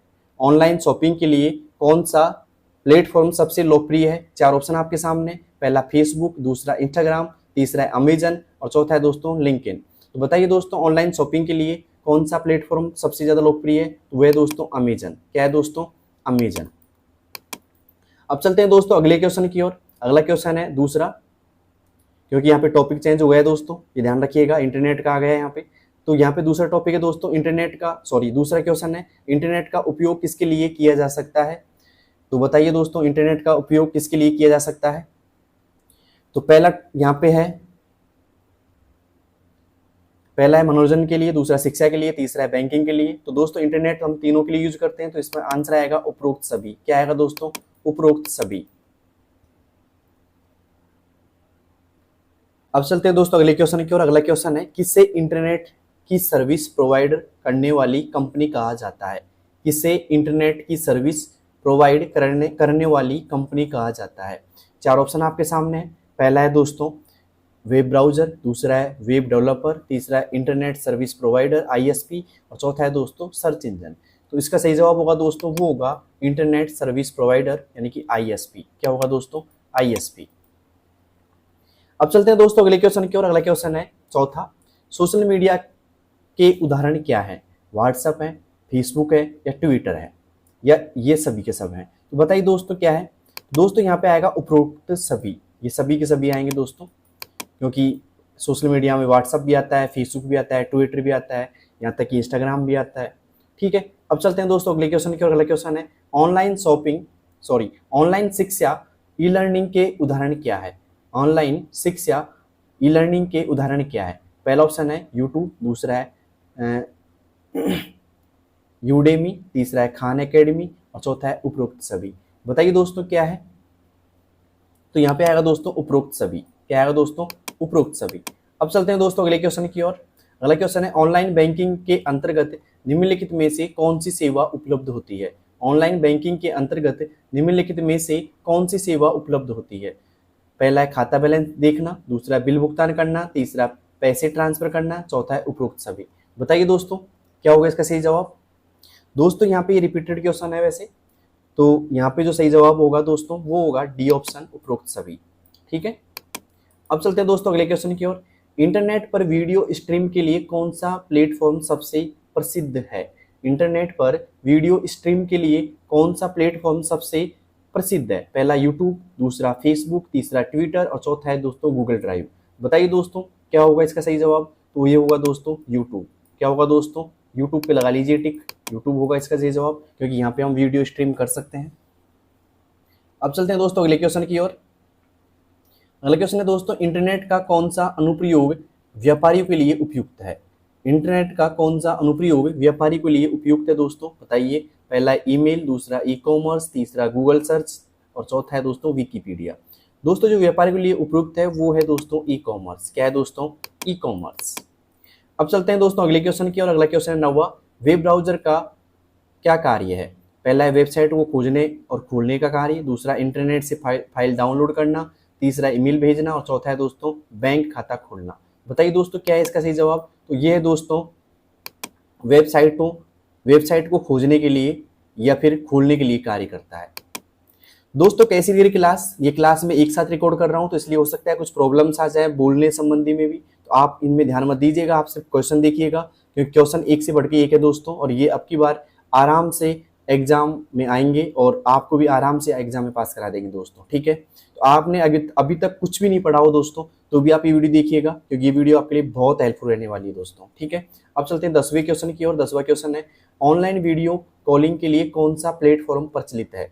ऑनलाइन वीडियो कॉलिंग के लिए कौन सा प्लेटफॉर्म प्रचलित है? पहला स्काइप, दूसरा व्हाट्सएप, तीसरा जूम और चौथा है दोस्तों उपरोक्त सभी। तो ऑनलाइन वीडियो कॉलिंग तो आपने की होगी दोस्तों, आपने किस पे की है? स्काइप पे, व्हाट्सएप पे या जूम पे। तो ये दोस्तों तीनों यहाँ पे वीडियो कॉलिंग प्लेटफॉर्म है, तो लगा लीजिए उपरोक्त सभी, तीनों से वीडियो कॉलिंग हो सकती है दोस्तों। आप किससे वीडियो कॉलिंग करते हो कमेंट बॉक्स में बताइएगा। अब चलते हैं दोस्तों अगले क्वेश्चन की और अगला क्वेश्चन है इनमें से कौन सा ऑनलाइन म्यूजिक स्ट्रीम प्लेटफॉर्म है? मतलब कौन सा ऑनलाइन म्यूजिक स्ट्रीमिंग प्लेटफॉर्म है दोस्तों? पहला है स्पॉटिफाई, दूसरा है व्हाट्सएप, तीसरा है यूट्यूब और चौथा है दोस्तों गूगल डीओएस। बताइए दोस्तों कौन सा है? तो यहाँ पे 4 ऑप्शन आपके सामने है और चारों में से कौन सा सही होगा दोस्तों? वो होगा दोस्तों स्पॉटिफाई। क्या होगा दोस्तों? स्पॉटिफाई। अब चलते हैं दोस्तों अगले चैप्टर की ओर। अगला चैप्टर है दोस्तों एमएस वर्ड। एमएस वर्ड दोस्तों आपने पढ़ा होगा, एमएस वर्ड 2019 आपकी बुक में भी है। तो बताइए दोस्तों यहाँ तक की क्लास कैसी लगी आपको? अगर यहाँ तक की अच्छी लगी तो अब चलते हैं एमएस वर्ड की क्वेश्चन की ओर। तो दोस्तों यहाँ पे पहला क्वेश्चन है एमएस वर्ड 2019 में बोल्ड टूल को लागू करने के लिए शॉर्टकट की क्या है? बताइए दोस्तों एमएस वर्ड में बोल्ड करने की शॉर्टकट की क्या होती है दोस्तों? तो वो होती है कंट्रोल बी। क्या होती है दोस्तों? कंट्रोल बी होती है। तो लगा लीजिए टिक कंट्रोल बी पर। कंट्रोल आई होती है इटैलिक के लिए और कंट्रोल यू होती है दोस्तों अंडरलाइन के लिए। अब चलते हैं दोस्तों अगले क्वेश्चन की ओर। अगला क्वेश्चन है दूसरा। अब देखिए दोस्तों यहाँ पे एमएस वर्ड 2019 के यहाँ पे क्वेश्चन आ रहे हैं, तो पहला क्वेश्चन है उसका और यहाँ पे दूसरा है। तो यहाँ पे एमएस वर्ड 2019 में अंडरलाइन को लागू करने के लिए, एमएस वर्ड 2019 में अंडरलाइन को लागू करने के लिए शॉर्टकट की क्या है? पहला है कंट्रोल बी, दूसरा कंट्रोल आई, तीसरा कंट्रोल प्लस यू और चौथा है दोस्तों कंट्रोल प्लस पी। बताइए दोस्तों एमएस वर्ड 2019 में अंडरलाइन को लागू करने के लिए शॉर्टकट की क्या है? तो वो दोस्तों कंट्रोल प्लस यू। क्या है दोस्तों? Control plus you. अंडरलाइन आ जाती है कंट्रोल प्लस यू से। अब चलते हैं दोस्तों अगले क्वेश्चन की और। अगला क्वेश्चन है एमएस वर्ड 2019 में पेज ब्रेक को कैसे इंसर्ट करते हैं? एमएस वर्ड 2019 में पेज ब्रेक को कैसे इंसर्ट करते हैं दोस्तों? तो वो करते हैं कंट्रोल प्लस एंटर प्रेस करके। किससे द्वारा दोस्तों? कंट्रोल प्लस एंटर से। अब कंट्रोल प्लस पी से प्रिंट होता है दोस्तों एमएस वर्ड के अंदर, कंट्रोल प्लस एन से न्यू फाइल या न्यू डॉक्यूमेंट ओपन होता है और कंट्रोल एस से दोस्तों क्या होता है? फाइल सेव होती है। ठीक है, अब चलते हैं दोस्तों अगले क्वेश्चन की और। चौथा क्वेश्चन है एमएस वर्ड में थीसर्स का उपयोग किस लिए किया जाता है? एमएस वर्ड में थीसर्स का उपयोग किस लिए किया जाता है? पहला ऑप्शन है नए शब्द जोड़ने के लिए, दूसरा है शब्दों का पर्यायवाची ढूंढने के लिए, तीसरा ऑप्शन है शब्दों को हटाने के लिए और चौथा है दोस्तों शब्दों को बदलने के लिए। बताइए दोस्तों क्या काम आता है ये? तो यह काम आता है शब्दों का पर्यायवाची ढूंढने के लिए। क्या दोस्तों? शब्दों का पर्यायवाची ढूंढने के लिए। अब चलते हैं 5वें क्वेश्चन की ओर। 5वां क्वेश्चन है एमएस वर्ड में ट्रैक चेंजेज का उपयोग कब किया जाता है? एमएस वर्ड में ट्रैक चेंजेज का उपयोग कब किया जाता है? पहला ऑप्शन है जब आप किसी दस्तावेज को संपादित कर रहे होते हैं, या जब आप दस्तावेज को प्रिंट करना चाहते हैं, या फिर जब आप दस्तावेज को सुरक्षित करना चाहते हैं, या फिर जब आप दस्तावेज को संक्षेप में बनाना चाहते हैं। तो बताइए दोस्तों क्या होगा इसका सही जवाब? तो इसका सही जवाब होगा दोस्तों जब आप किसी दस्तावेज को संपादित कर रहे होते हैं तो किसका यूज करते हैं दोस्तों? ट्रैक चेंज का करते हैं। अब चलते हैं अगले क्वेश्चन की ओर। अगला क्वेश्चन है एमएस वर्ड 2019 में हेडर और फुटर कहाँ से जोड़े जा सकते हैं? तो बताइए दोस्तों एमएस वर्ड 2019 में हेडर और फुटर कहाँ से जोड़े जा सकते हैं? 4 ऑप्शन आपके सामने, इंसर्ट, होम, व्यू या लेआउट से। बताइए दोस्तों, तो ये इसका सही जवाब होगा, वो होगा इंसर्ट टैब। क्या होगा दोस्तों? Insert tab.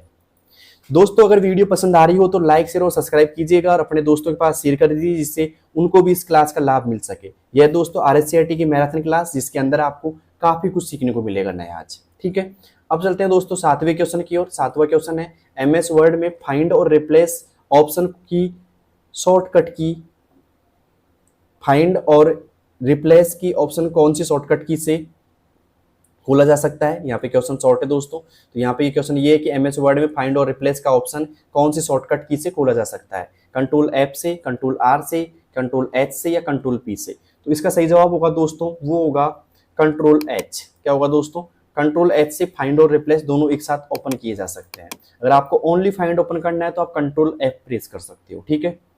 अब चलते हैं दोस्तों अगले क्वेश्चन की ओर। अगला क्वेश्चन है एमएस वर्ड में कॉलम्स का ऑप्शन कहाँ पर उपलब्ध है? एमएस वर्ड में कॉलम्स का ऑप्शन कहाँ उपलब्ध है दोस्तों? पहला इंसर्ट टैब में, दूसरा डिजाइन टैब में, तीसरा पेज लेआउट टैब में है या फिर व्यू टैब में? बताइए दोस्तों कहाँ है ऑप्शन इसका उपलब्ध? तो वह है दोस्तों पेज लेआउट टैब में। कहाँ है दोस्तों? पेज लेआउट टैब में। अब चलते हैं दोस्तों अगले क्वेश्चन की ओर। अगला क्वेश्चन है एमएस वर्ड में क्विक पार्ट्स का उपयोग क्या होता है? एमएस वर्ड में क्विक पार्ट्स का उपयोग क्या होता है दोस्तों? पहला है दस्तावेज के लिए फॉन्ट बदलने के लिए, अक्सर उपयोग किए गए टेक्स्ट को या डाटा को जोड़ने के लिए, डॉक्यूमेंट को सिक्योर करने के लिए या पृष्ठ सीमा को सेट करने के लिए। तो बताइए दोस्तों क्या काम आता है क्विक पार्ट्स? तो दोस्तों काम आता है अक्सर उपयोग किए गए टेक्स्ट या डेटा को जोड़ने के लिए।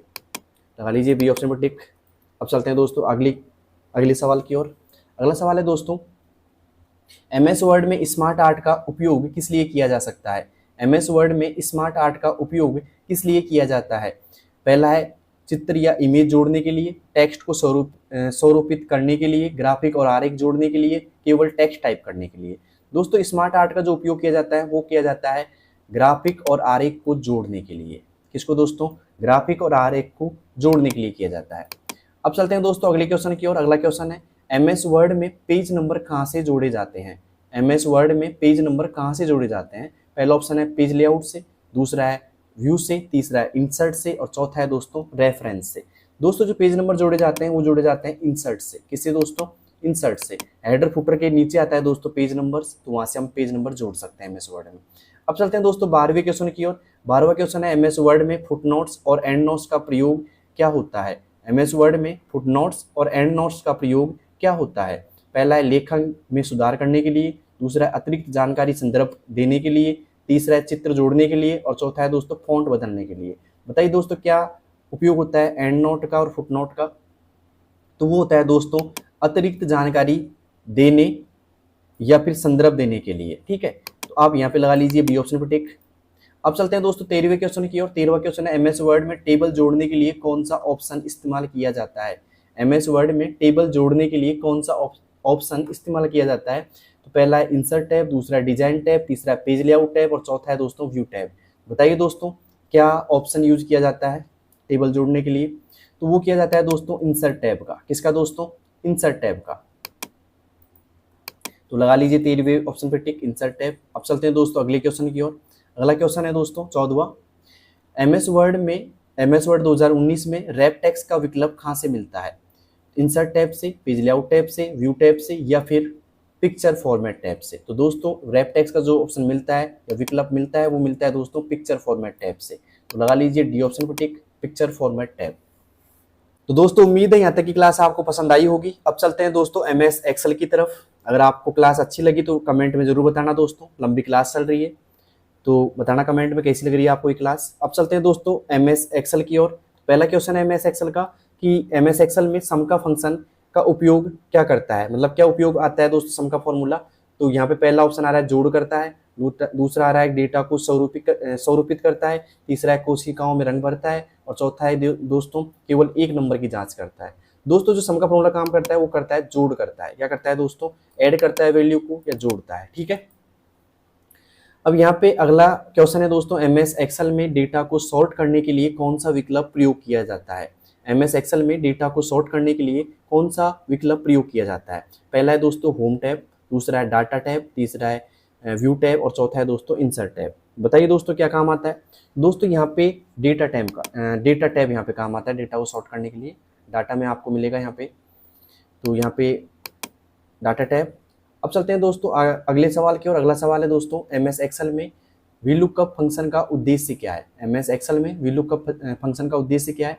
तो दोस्तों यहाँ पे जो वीलुकअप काम करता है वो काम करता है दोस्तों सूची से मान ढूंढता है। मतलब कोई भी टेबल होगी ना उसमें से हम कोई सा भी मान ढूंढने के लिए वीलुकअप का यूज कर सकते हैं, है ना, ठीक है, वैल्यू को लुकअप करता है ये, ठीक है। अब चलते हैं अगले क्वेश्चन की और अगला क्वेश्चन है एमएस एक्सेल में कंट्रोल सी का कार्य क्या है। तो दोस्तों कंट्रोल प्लस सी होता है दोस्तों कॉपी करना। क्या होता है दोस्तों? कॉपी करना। तो मुझे कमेंट बॉक्स में बताइए सेव करने की शॉर्टकट की क्या होती है। अब चलते हैं दोस्तों अगले क्वेश्चन की और अगला क्वेश्चन है एमएस एक्सेल में पिवोट टेबल का प्रयोग क्या होता है। एमएस एक्सेल में पिवोट टेबल का प्रयोग क्या होता है। तो यहाँ पे दोस्तों जो पिवोट टेबल काम आता है वो आता है डेटा का सारांश प्रस्तुत करना, मतलब डेटा का सारांश आपको एनालाइज करवाएगा ये, ठीक है। तो लगा लीजिए बी ऑप्शन टिक, डेटा का सारांश प्रस्तुत करना।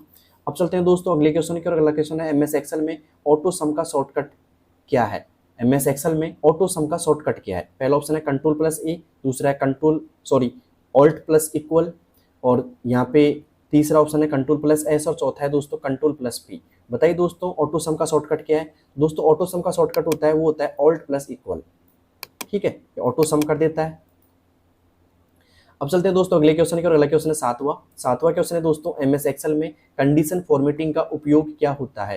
पहला है सेल से में डेटा जोड़ने के लिए, सेल के आकार को बढ़ाने के लिए, सेल में विशेष रंग को स्वरूप देने के लिए, और चौथा ऑप्शन है दोस्तों डेटा को छिपाने के लिए। दोस्तों यहाँ पे ये काम आती है सेल को विशेष रंग या स्वरूप देने के लिए, कंडीशन फॉर्मेटिंग काम आती है दोस्तों। अब चलते हैं दोस्तों अगले क्वेश्चन की ओर, सी ऑप्शन टिक लगा लीजिए यहाँ। तो अब चलते हैं अगले क्वेश्चन की ओर, अगला क्वेश्चन है 8वां एमएस एक्सेल में एक सेल को लॉक करने के लिए कौन सा विकल्प प्रयोग किया जाता है। एमएस एक्सेल में एक सेल को लॉक करने के लिए कौन सा प्रयोग किया जाता है विकल्प, बताइए दोस्तों। चार ऑप्शन आपके सामने है, format cell, protect tab, protection tab, या फिर डाटा टैब, या रिव्यू टैब। बताइए दोस्तों। तो वो काम आता है दोस्तों फॉर्मेट सेल्स, यहाँ से हम प्रोटेक्ट कर सकते हैं एक सेल को। अब चलते हैं दोस्तों 9वें क्वेश्चन की ओर। 9वां क्वेश्चन है एमएस एक्सेल में मर्ज एंड सेंटर का क्या कार्य है। दोस्तों एमएस एक्सेल में मर्ज एंड सेंटर काम करता है दो या दो से अधिक सेल को मिलाना और केंद्र में टेक्स्ट को संरेखित करना, ठीक है। तो लगा लीजिए यहाँ पे ये ऑप्शन पे टिक। अब चलते हैं दोस्तों 10वें क्वेश्चन की ओर। 10वां क्वेश्चन है एमएस एक्सेल में फ्लैश फिल का प्रयोग क्या होता है। एमएस एक्सेल में फ्लैश फिल का प्रयोग क्या होता है दोस्तों। कोशिकाओं को भरना, दूसरा एक पैटर्न के आधार पर डेटा को स्वचालित रूप से पूरा करना, तीसरा है डेटा को पंक्तियों में बदलना, और चौथा है दोस्तों डेटा को पंक्तियों में जोड़ना। बताइए दोस्तों क्या होता है फ्लैश फिल का उपयोग। तो दोस्तों ये काम आता है एक पैटर्न के आधार पर डेटा को स्वचालित रूप से पूरा करना। तो लगा लीजिए बी ऑप्शन पर टिक यहाँ पे। क्लास अच्छी लग रही तो आप लाइक शेयर और सब्सक्राइब कीजिएगा दोस्तों, जिससे ये वीडियो और लोगों तक ही पहुंचे जिनको ये ज़रूरत है इस वीडियो की। अब चलते हैं दोस्तों अगले क्वेश्चन की और अगला क्वेश्चन है एमएस एक्सेल में चार्ट के लिए कौन सा विकल्प प्रयोग किया जाता है। एमएस एक्सेल में चार्ट के लिए कौन सा विकल्प प्रयोग किया जाता है दोस्तों। चार ऑप्शन आपके सामने, insert tab, home tab, view tab, या डाटा टैब। बताइए दोस्तों क्या होगा इसका सही जवाब। तो इसका सही जवाब होगा दोस्तों इंसर्ट टैब। क्या होगा दोस्तों? Insert tab. अब चलते हैं अगले क्वेश्चन की और अगला क्वेश्चन है यहाँ पे 12वां एमएस एक्सेल में नाउ फंक्शन का क्या कार्य है। क्या काम आता है दोस्तों नाउ फंक्शन। पहला है वर्तमान तारीख और समय दिखाना, या फिर वर्तमान समय दिखाता है, वर्तमान दिन दिखाता है, या उपरोक्त सभी। बताइए दोस्तों क्या काम आता है। तो नाउ का जो फंक्शन काम आता है दोस्तों वो काम आता है वर्तमान समय यानी कि वर्तमान तारीख और समय दोनों दिखाता है। तो लगा लीजिए ठीक है यहाँ पे ए ऑप्शन पे। अब चलते हैं दोस्तों अगले क्वेश्चन की और अगला क्वेश्चन है एमएस एक्सेल में कंट्रोल प्लस जेड का क्या कार्य होता है। एमएस एक्सेल में कंट्रोल प्लस जेड का क्या कार्य होता है। पहला है केवल सेव करना, दूसरा केवल कट करना, तीसरा अंतिम क्रिया को पूर्ववत करना, या फिर सभी चयनित कोशिकाओं को हटाना। बताइए दोस्तों क्या काम आता है। तो ये काम आता है दोस्तों अंतिम क्रिया को पूर्ववत करना, ठीक है। तो लगा लीजिए सी ऑप्शन पर टिक। बताइए कैसी लगी क्लास। अच्छी लग रही तो लाइक शेयर और सब्सक्राइब जरूर कीजिएगा, क्योंकि एक लंबी क्लास है दोस्तों, पूरी मेहनत की आपके लिए मैंने, तो इसको शेयर करना तो आपका फर्ज बनता है। अब चलते हैं अगले क्वेश्चन की ओर। अगला क्वेश्चन है एमएस एक्सेल में टेक्स्ट टू कॉलम विकल्प का उपयोग किस लिए किया जाता है। एमएस एक्सेल में टेक्स्ट टू कॉलम्स का विकल्प का उपयोग किस लिए किया जाता है। चार ऑप्शन आपके सामने, डेटा को पंक्तियों में विभाजित करने के लिए, डेटा को कॉलम में विभाजित करने के लिए, सेल के आकार को बढ़ाने के लिए, या सभी डेटा को एक ही पंक्ति में जोड़ने के लिए। बताइए क्या काम करता है दोस्तों। तो ये काम करता है डेटा को कॉलम में विभाजित करने का, मतलब अलग अलग कर देता है डेटा को। तो लगा लीजिए यहाँ पे बी ऑप्शन पे टिक। दोस्तों यहाँ पे एक्सेल कंप्लीट हो गया, मतलब 14-15 क्वेश्चन दिए मैंने एक्सेल के। अब चलते हैं पावर पॉइंट की ओर। दोस्तों यहाँ तक की क्लास कैसी लगी कमेंट बॉक्स में जरूर बताना। अब चलते हैं एमएस पावर पॉइंट की ओर। तो दोस्तों यहाँ पे पहला क्वेश्चन है पावर पॉइंट का, एमएस पावर पॉइंट में स्लाइड शो का उपयोग किसके लिए किया जाता है। एमएस पावर पॉइंट में स्लाइड शो का उपयोग किसी के लिए किया जाता है दोस्तों। चार ऑप्शन आपके सामने, स्लाइड का प्रदर्शन करने के लिए, स्लाइड्स को संपादित करने के लिए, पृष्ठ का आकार को बदलने के लिए या वीडियो जोड़ने के लिए। तो बताइए दोस्तों क्या काम आता है स्लाइड शो? आप बता सकते हो कमेंट बॉक्स में अगर आपको आता है तो। दोस्तों ये काम आता है स्लाइड्स का प्रदर्शन करने के लिए। लगा लीजिए ए ऑप्शन पे टिक। अब चलते हैं दोस्तों अगले क्वेश्चन की ओर। अगला क्वेश्चन है एमएस पावर पॉइंट में एक स्लाइड पर टेक्स्ट बॉक्स जोड़ने के लिए कौन सा विकल्प प्रयोग किया जाता है? 4 ऑप्शन आपके सामने है, insert tab, home tab, design tab या फिर व्यू टैब। तो दोस्तों इसका सही जवाब होगा वो होगा इंसर्ट टैब। लगा लीजिए ए ऑप्शन पे टिक। अब चलते हैं दोस्तों अगले क्वेश्चन की ओर। अगला क्वेश्चन है एमएस पावर पॉइंट में ट्रांजिशंस का उपयोग क्या होता है? एमएस पावर पॉइंट में ट्रांजिशंस का उपयोग क्या होता है? पहला ऑप्शन है दोस्तों स्लाइड में एनिमेशन डालने के लिए, स्लाइड के बीच बदलाव को बनाने के लिए, टेक्स्ट को विकल्प के लिए, टेक्स्ट को बदलने के लिए और चित्रों को जोड़ने के लिए। तो बताइए दोस्तों एमएस पावर पॉइंट में ट्रांजिशंस का उपयोग क्या होता है? आप कमेंट बॉक्स में बता सकते हो इसका आंसर।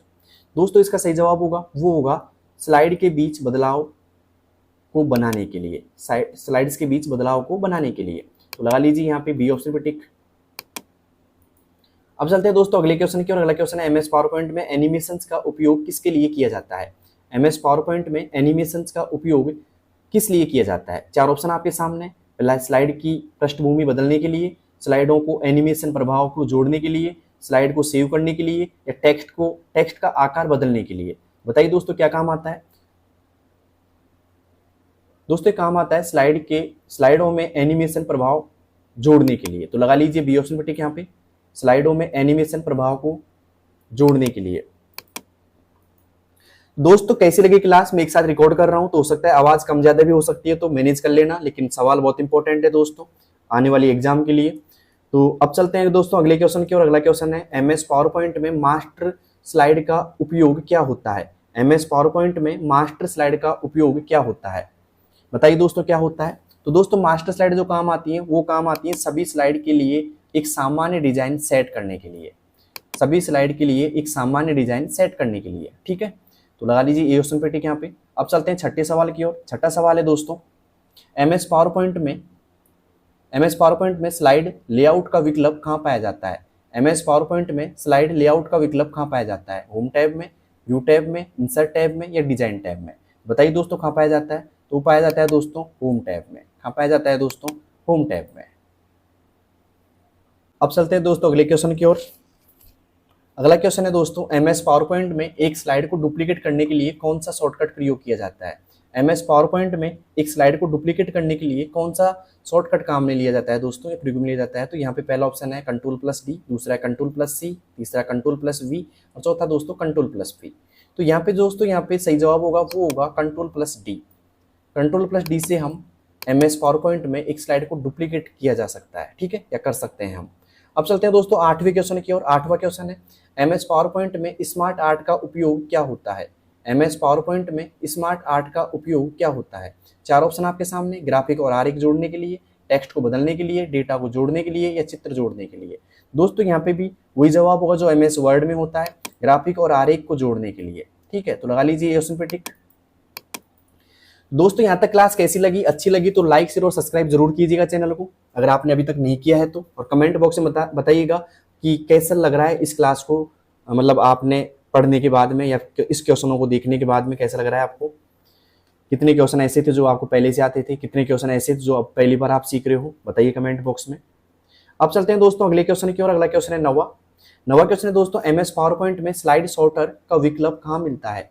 एमएस पावर पॉइंट में स्लाइड सॉर्टर का विकल्प कहाँ मिलता है? बताइए दोस्तों कहाँ मिलता है? तो दोस्तों यहाँ पे बताइए दोस्तों आप, तो यहाँ मिलता है दोस्तों व्यू टैब में। कहाँ मिलता है दोस्तों? व्यू टैब में मिलता है। तो लगा लीजिए यहाँ पे व्यू टैब पे टिक। अब चलते हैं दोस्तों अगले क्वेश्चन की ओर। अगला क्वेश्चन है एमएस पावर पॉइंट में स्लाइड मास्टर को कैसे खोल सकते हैं? एमएस पावर पॉइंट में स्लाइड मास्टर को कैसे खोल सकते हैं? तो वो खोल सकते हैं दोस्तों व्यू टैब में जाकर के। कहाँ जाकर के दोस्तों? व्यू टैब में। अब चलते हैं दोस्तों 11वें क्वेश्चन की ओर। 11वां क्वेश्चन है एमएस पावर पॉइंट में बैकग्राउंड को बदलने के लिए कौन सा विकल्प प्रयोग किया जाता है? एमएस पावर पॉइंट में बैकग्राउंड को बदलने के लिए कौन सा विकल्प प्रयोग किया जाता है दोस्तों? 4 ऑप्शन आपके सामने, design tab, home tab, insert tab या व्यू टैब। बताइए दोस्तों क्या होगा इसका जवाब? दोस्तों इसका सही जवाब होगा वो होगा डिजाइन टैब। क्या होगा दोस्तों? डिजाइन टैब, लगा लीजिए यहाँ पे डिजाइन टैब पे टिक। अब चलते हैं दोस्तों अगले क्वेश्चन की ओर। अगला क्वेश्चन है 12वां, MS पावर पॉइंट में एक्शन बटन का कार्य क्या है? स्लाइड में कार्रवाई सेट करना, स्लाइड को सेव करना, टेक्स्ट जोड़ना या पृष्ठ सीमा बदलना। बताइए दोस्तों क्या है इसका सही जवाब? तो इसका जवाब है दोस्तों स्लाइड में कार्रवाई सेट करना। स्लाइड्स में कार्रवाई सेट करना मतलब क्या काम करना है वो सेट कर देता है एक्शन बटन। अब चलते हैं दोस्तों 13वें क्वेश्चन की ओर। 13वां क्वेश्चन है MS पावर पॉइंट में हाइपरलिंक का उपयोग क्या होता है? MS पावर पॉइंट में हाइपरलिंक का प्रयोग क्या होता है दोस्तों? तो वो होता है एक स्लाइड से दूसरी स्लाइड में कनेक्शन बनाना। ठीक है, वैसे कनेक्शन बनाने के लिए हाइपरलिंक यूज करते हैं दोस्तों, चाहे वो MS वर्ड क्यों ना हो, चाहे वो MS एक्सेल हो, चाहे वो पावर पॉइंट हो। इससे क्या होता है दोस्तों कनेक्शन बनाया जाता है एक फाइल का दूसरी फाइल से। अब चलते हैं दोस्तों अगले क्वेश्चन की ओर। अगला क्वेश्चन है 14वां, MS पावर पॉइंट में प्रेजेंटर व्यू का उपयोग किस लिए किया जाता है? बताइए दोस्तों किस लिए किया जाता है? चार ऑप्शन आपके सामने। पहला प्रस्तुति को देखने के लिए, स्लाइड को बदलाव देखने के लिए, प्रस्तुतकर्ता को नोट्स देखने के लिए या उपरोक्त सभी। बताइए दोस्तों क्या काम आता है ये? तो ये काम आता है दोस्तों उपरोक्त सभी। ठीक है, तो लगा लीजिए डी ऑप्शन पर टिक। तीन ऑप्शन सही है इसमें। अब चलते हैं अगले क्वेश्चन की ओर। अगला क्वेश्चन है MS पावर पॉइंट में स्लाइड्स को शुरू करने के लिए कौन सा शॉर्टकट प्रयोग किया जाता है? तो वो किया जाता है दोस्तों F5। क्या किया जाता है दोस्तों? F5। तो लगा लीजिए ए ऑप्शन पर टिक। अगर कोई भी स्लाइड को शुरू करना है तो F5 हम प्रेस कर सकते हैं। अब चलते हैं दोस्तों अंतिम चैप्टर की ओर जिसका नाम है साइबर सिक्योरिटी। क्या है दोस्तों? Cyber security. पहला क्वेश्चन है दोस्तों, किस प्रकार का वायरस केवल तब सक्रिय होता है जब कोई अन्य प्रोग्राम उससे सक्रिय करता हो? किस प्रकार का वायरस केवल तब सक्रिय होता है जब कोई अन्य प्रोग्राम उसे सक्रिय करता हो? बताइए दोस्तों पहले ऑप्शन में क्या होगा? तो पहले ऑप्शन का आंसर होगा दोस्तों ट्रोजन हॉर्स। क्या होगा दोस्तों? Trojan horse virus. Trojan horse virus. तो लगा लीजिए टिक यहाँ पे बी ऑप्शन पर। अब चलते हैं दोस्तों अगले क्वेश्चन की ओर। किसे फिशिंग कहा जाता है? किसे फिशिंग कहा जाता है? तो दोस्तों यहाँ पे चार ऑप्शन आपके सामने। पहला कंप्यूटर वायरस की गतिविधि को व्यक्तिगत जानकारी चुराने के लिए धोखाधड़ी, या कंप्यूटर को स्लो करने के लिए, या केवल वेब पेज क्रिएट करने के लिए। तो इसका जो जवाब होगा दोस्तों वो होगा बी ऑप्शन, व्यक्तिगत जानकारी चुराने के लिए या धोखाधड़ी करने के लिए। ठीक है, अब चलते हैं दोस्तों तीसरे सवाल की ओर। तीसरा सवाल है किसी व्यक्ति या संगठन की पहचान को चोरी करने की प्रक्रिया को कहते हैं? क्या कहते हैं दोस्तों बताइए? तो वो कहते हैं दोस्तों आइडेंटिटी थेफ्ट। क्या बोलते हैं दोस्तों? Identity theft. तो लगा लीजिए ऑप्शन पे टिक यहाँ पे। अगला सवाल है दोस्तों चौथा सवाल, स्पैम ईमेल का उद्देश्य क्या होता है? स्पैम ईमेल का उद्देश्य क्या होता है दोस्तों? चार ऑप्शन आपके सामने। पहला है दोस्तों महत्वपूर्ण जानकारी देना, दूसरा अनावश्यक विज्ञापन भेजना, या वैध संदेश भेजना, या आपके कंप्यूटर को सुरक्षित रखना। बताओ क्या होता है दोस्तों? तो ये होता है दोस्तों अनावश्यक विज्ञापन भेजना। लगा लीजिए बी ऑप्शन पर टिक यहाँ पे। अब चलते हैं पांचवें सवाल की ओर। पांचवा सवाल है दोस्तों किस प्रकार की सुरक्षा तकनीक कंप्यूटर को बाहरी हमलों से बचाने के लिए प्रयुक्त है? बताइए दोस्तों कौन सी है? तो यहाँ पे दोस्तों एंटीवायरस भी होती है, फायरवॉल भी होती है, इनक्रिप्शन भी होता है। तो यहाँ पे ऑल ऑफ द अबोव आएगा दोस्तों। यहाँ पे लगा लीजिए डी ऑप्शन पे टिक। अब चलते हैं दोस्तों छठे सवाल की ओर। स्पाईवेयर क्या करता है? स्पाईवेयर क्या करता है दोस्तों? बताइए क्या करता है? तो ये करता है आपके कंप्यूटर के कार्यों को मॉनिटर करता है दोस्तों। क्या करता है दोस्तों? आपके कंप्यूटर के कार्यों को मॉनिटर करता है। अब चलते हैं दोस्तों अगले क्वेश्चन की ओर। अगला क्वेश्चन है सातवां क्वेश्चन है दोस्तों किसे रैनसमवेयर कहा जाता है? किसे कहा जाता है दोस्तों? तो वो कहा जाता है एक प्रकार का वायरस जो आपके डेटा को इनक्रिप्ट करता है और फिर फिरौती की मांग करता है। तो लगा लीजिए ऑप्शन पे टिक यहाँ पे। बहुत इंपॉर्टेंट क्वेश्चन से आपकी बार एग्जाम में आ सकते हैं दोस्तों। अब चलते हैं आठवें क्वेश्चन की ओर। किसी कंप्यूटर नेटवर्क में अवैध रूप से प्रवेश करने को क्या कहते हैं दोस्तों? बताइए दोस्तों क्या कहते हैं? वो कहते हैं दोस्तों हैकिंग करना। क्या कहते हैं दोस्तों? हैकिंग करना। दोस्तों बताइए कैसी लगी ये मैराथन क्लास आपको? अच्छी लगी तो लाइक शेयर और सब्सक्राइब कीजिएगा चैनल को, और उम्मीद है आपको ये पसंद आई होगी। अगर पसंद आई तो कमेंट बॉक्स में बताना, और आपको क्या क्या इसको सीखने को मिला, मतलब कितना कुछ सीखने को मिला ये भी कमेंट बॉक्स में बताइएगा। और आपके जिन फ्रेंडों की एग्जाम आगामी दिनों में है RSCIT की, तो उनके पास इसको शेयर करना जरूर दोस्तों। देखते हैं कौन कौन लोग इसको शेयर करते हैं, और आप कौन सी सिटी से हमको देख रहे हैं वो भी आप कमेंट बॉक्स में बताइएगा। ठीक है, तो मिलते हैं एक और नेक्स्ट क्लास में। तब तक के लिए आप देखते रहिए मेरी ये मैराथन क्लास। धन्यवाद दोस्तों।